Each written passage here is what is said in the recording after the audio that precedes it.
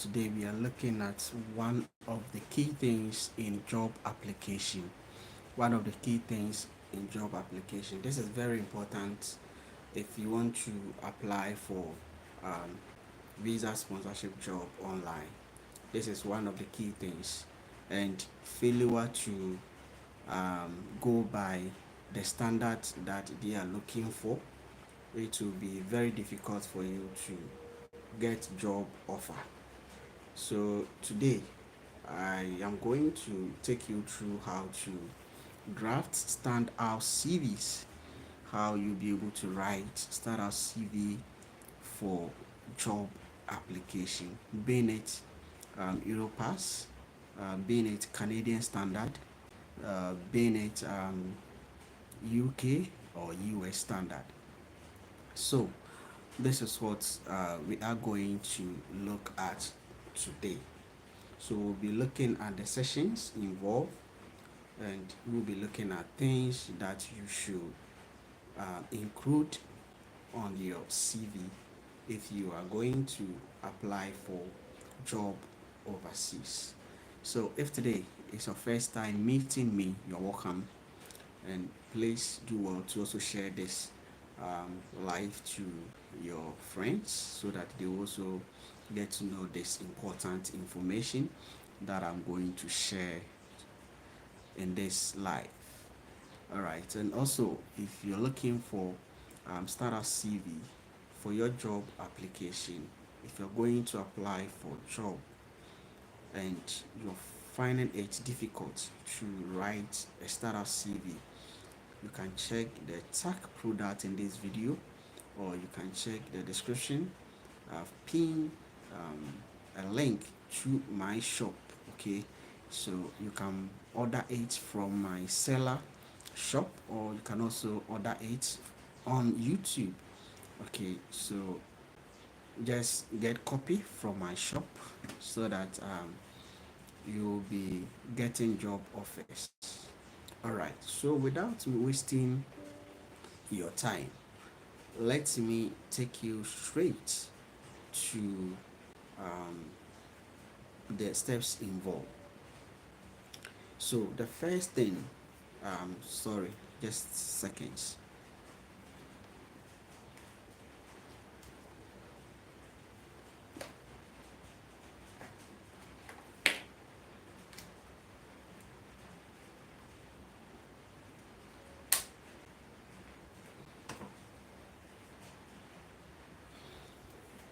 All right, so welcome once again.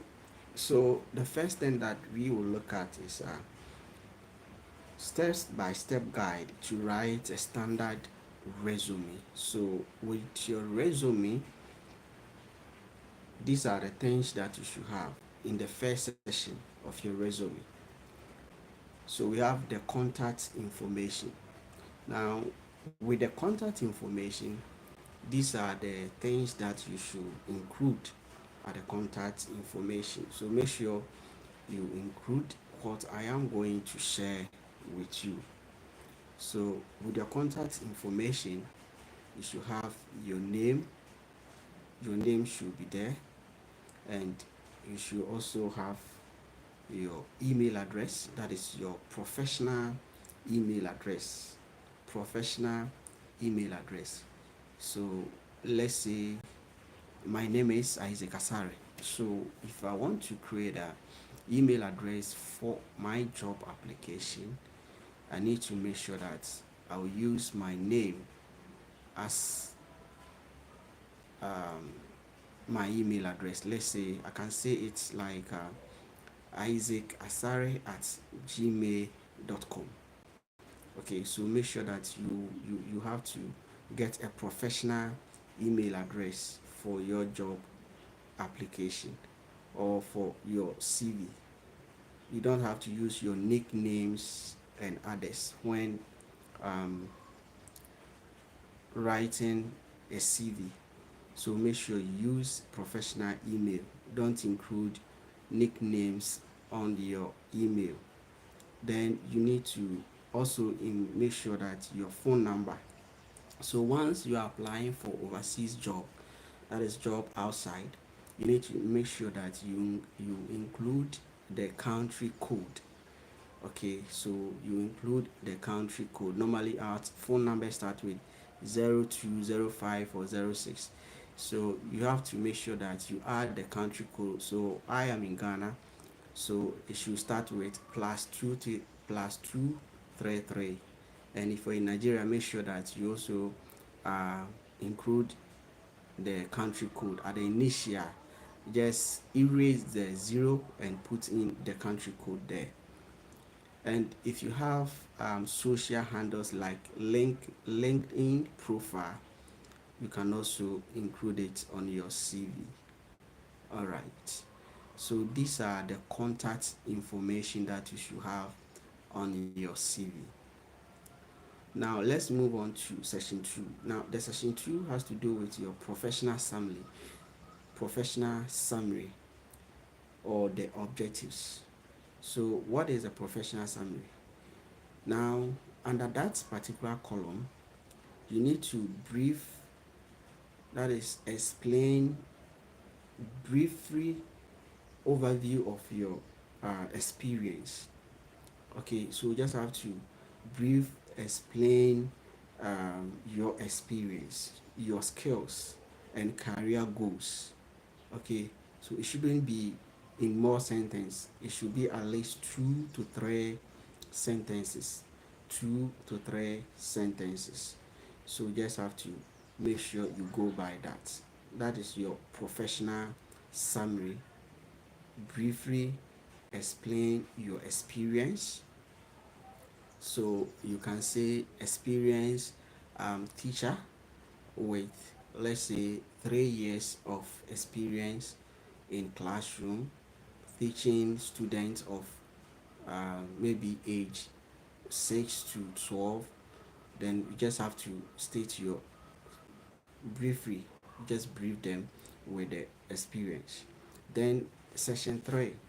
Now if you move on to section 3, has to do with your education background. Section 3 is about your education, so take note of that. Your education, make sure you start with the highest to the lowest. So let's say you have university degree. Your university degree should be first, followed by your, let's say you have a diploma, second, let's say your WASI, third, and then to the others. So make sure you begin with the highest.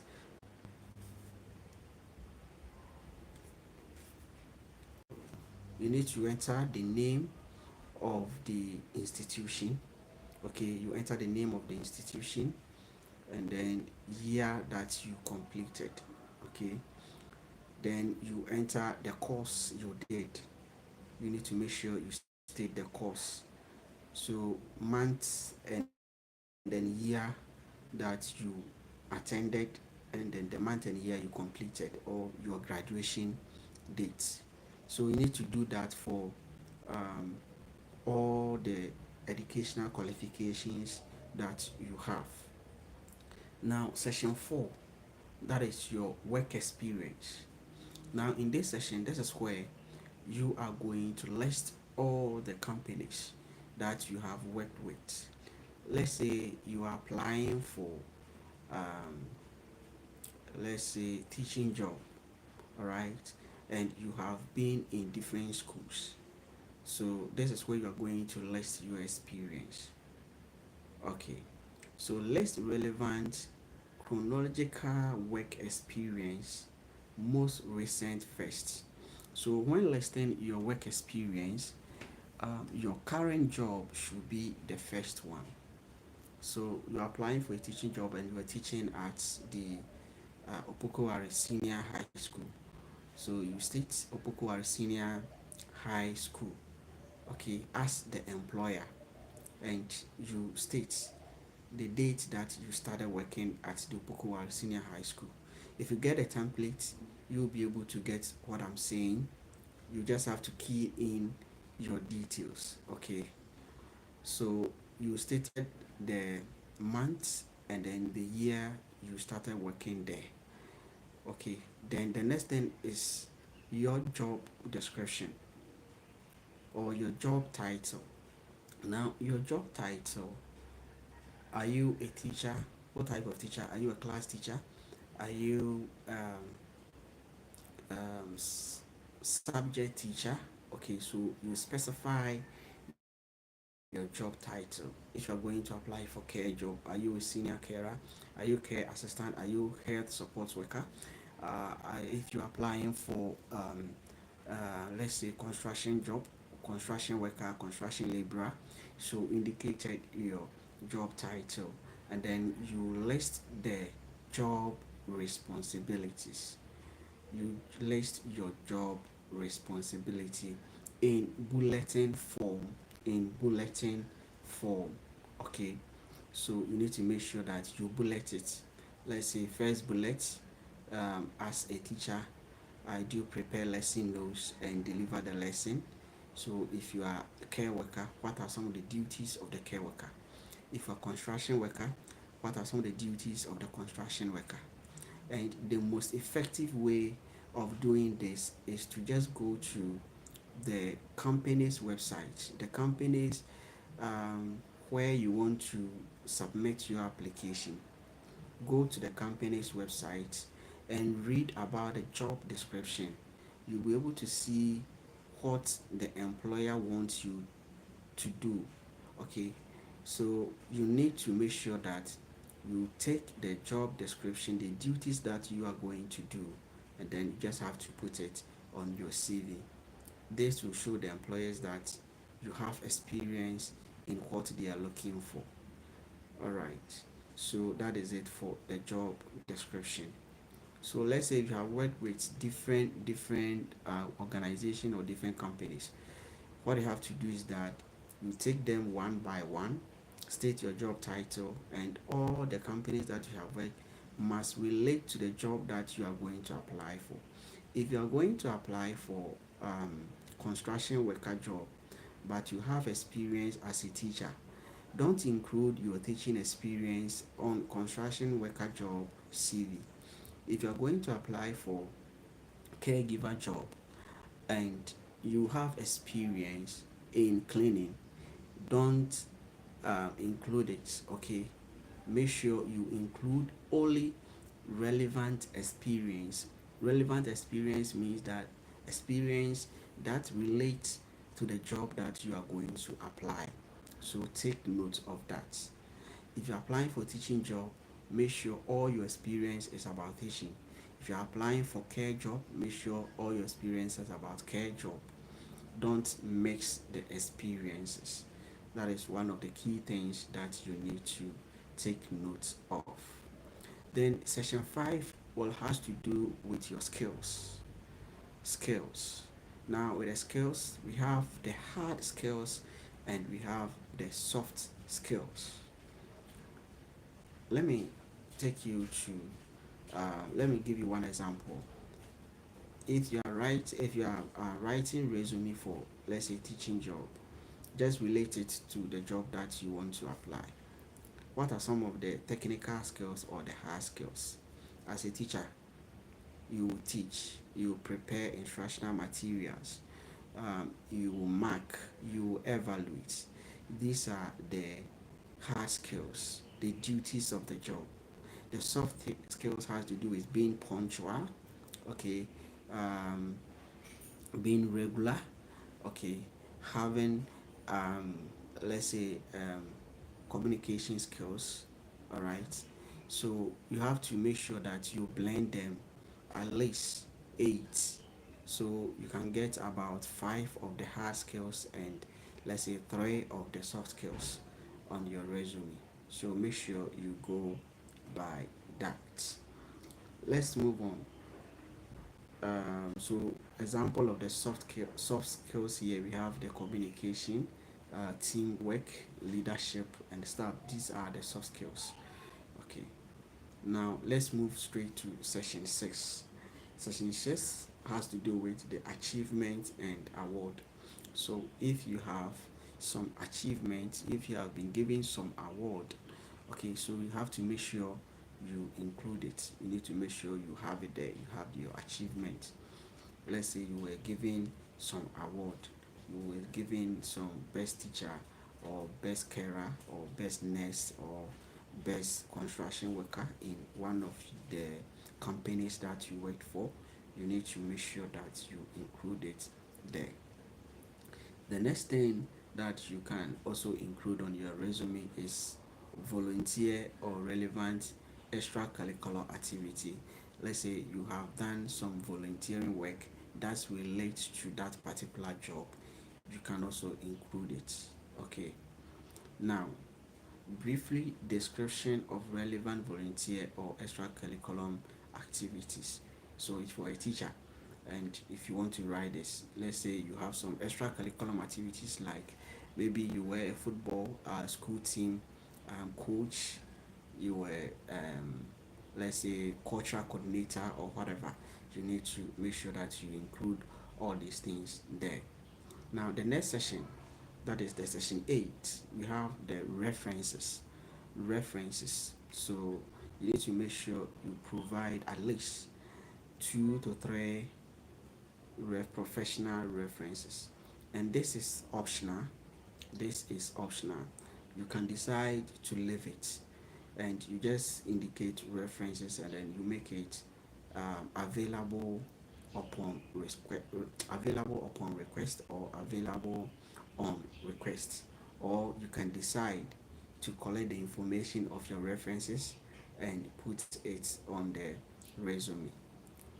If you have the emails of the employers that you are going to send this information to, it is advisable that you include the references. Make sure you take the references, the name of the person who is going to be your reference, the phone number, the email address, the company that she or he works, and then the position of the reference. So you need to collect this information and put it on the resume. So these are the 8 sessions that you should have. This is a standard resume. Every standard resume must have these sessions there. Okay. Now let me give you some additional tips. Use clear, concise fonts. Okay, so make sure that the font size that you are using is readable. It is very clear to read. Okay, so use bullet point for easy readability.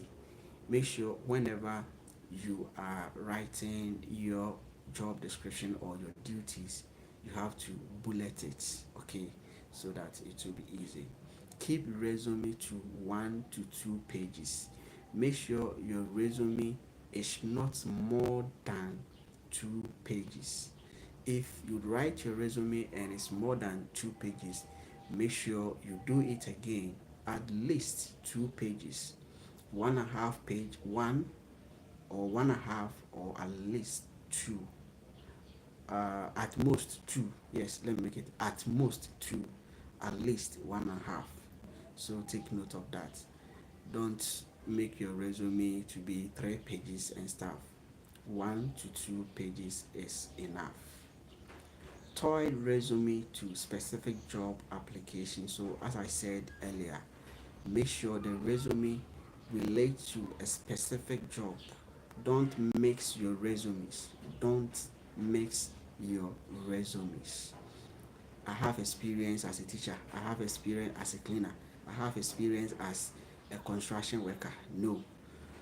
Make sure your resume is focused on one particular job. Okay.